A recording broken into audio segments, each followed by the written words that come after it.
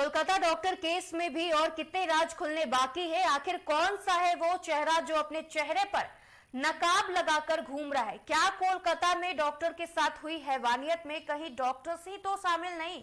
किसके कहने पर डॉक्टर्स ने गढ़ी आत्महत्या की कहानी? क्या है कोलकाता के आजकल मेडिकल कॉलेज अस्पताल की काली सच्चाई?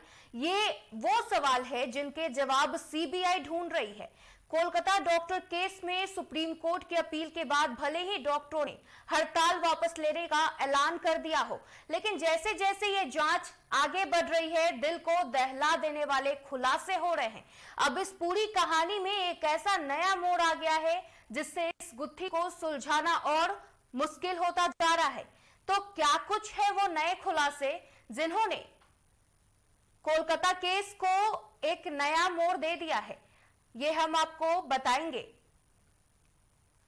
नमस्कार, मैं हूं निशा और आप देख रहे हैं एबी न्यूज का डिजिटल प्लेटफॉर्म।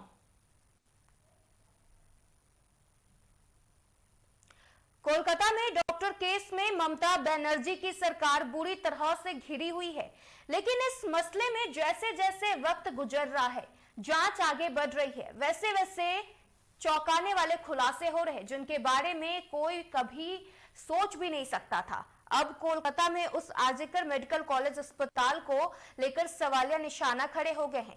इतना ही नहीं, इस पूरी कहानी में एक नया मोड़ भी आ गया है जो अब तक का सबसे बड़ा खुलासा माना जा रहा है। तो चलिए बिना देरी के आपको सब कुछ बताते हैं। कोलकाता के सरकारी आरजीकर मेडिकल में लेडी डॉक्टर की घटना को लेकर देश भर में गुस्सा है और इस हत्याकांड के मुख्य आरोपी संजय रॉय को गिरफ्तार किया जा चुका है, लेकिन अभी भी इस केस को लेकर कई सवाल उलझे हुए हैं। इन सवालों का जवाब तलाशने के लिए सीबीआई आरजीकर मेडिकल कॉलेज और अस्पताल के प्रिंसिपल और लेडी डॉक्टर की पहचान वाले डॉक्टरों से लगातार पूछताछ कर रही है। इस बीच सोशल मीडिया एक्स पर एक पोस्ट ने यह दावा किया है कि लेडी डॉक्टर की हत्या संजय रॉय ने नहीं बल्कि आरजीकर मेडिकल कॉलेज के ही साथी ट्रेनी डॉक्टरों ने की है। जी हां, इस पोस्ट के बाद से ही बवाल मचा हुआ है। दरअसल इस पोस्ट में यह भी बताया गया है कि ट्रेनी डॉक्टर ने ही पीड़िता के साथ दुष्कर्म किया और फिर जरासंध की तरह उसकी टांगों को चीर दिया। हालांकि ये सोशल मीडिया पर पोस्ट करने वाली महिला खुद को एक्टिविस्ट बताती है और इसका नाम है मधु किश्वर। उन्होंने ही सोशल मीडिया प्लेटफॉर्म एक्स पर एक पोस्ट किया जिसमें उन्होंने बताया कि आरजीकर मेडिकल कॉलेज अस्पताल में ही बतौर डॉक्टर काम करने वाली एक महिला और उसके दोस्त के बीच बातचीत में ये दावा किया गया है। इसके साथ ही उन्होंने बातचीत का ऑडियो भी शेयर किया जो बंगाली में है, लेकिन उसका संक्षिप्त अंश हम आपको बताते हैं। इस बातचीत में किए गए दावे के मुताबिक उसे लगातार 36 घंटे ड्यूटी करने का कहा जाता था। लगातार उसकी नाइट शिफ्ट लगाई जाती थी। बातचीत के मुताबिक वो पढ़ने में काफी तेज थी।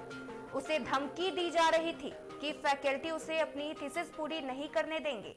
उसने इसका विरोध किया और उन्हें आरजीकर मेडिकल कॉलेज की काली करतूतों को उजागर करने की चेतावनी दी और कहीं ना कहीं प्रिंसिपल और उसका नेक्सस इस खेल में शामिल है। मोमिता की हत्या प्लानिंग है। हालांकि इस कॉलेज में ड्रग के से खेल लेकर देह व्यापार तक के कई मामले सामने आ चुके हैं, लेकिन इन विवादों के बावजूद कई लोग लगातार यहां जमे रहे। जिसको किनका संरक्षण मिला है ये जांच का विषय है, लेकिन सवाल वही उठ रहा है कि गुनहगारों को क्या सजा दिलाने में सीबीआई कामयाब होगी या फिर आयुषी और नवरूना जैसे केस की तरह ये भी कुछ दिनों की हो हुज्जत के बाद दफन हो जाएगा। फिलहाल आप हमें कमेंट जरूर दें। नमस्कार।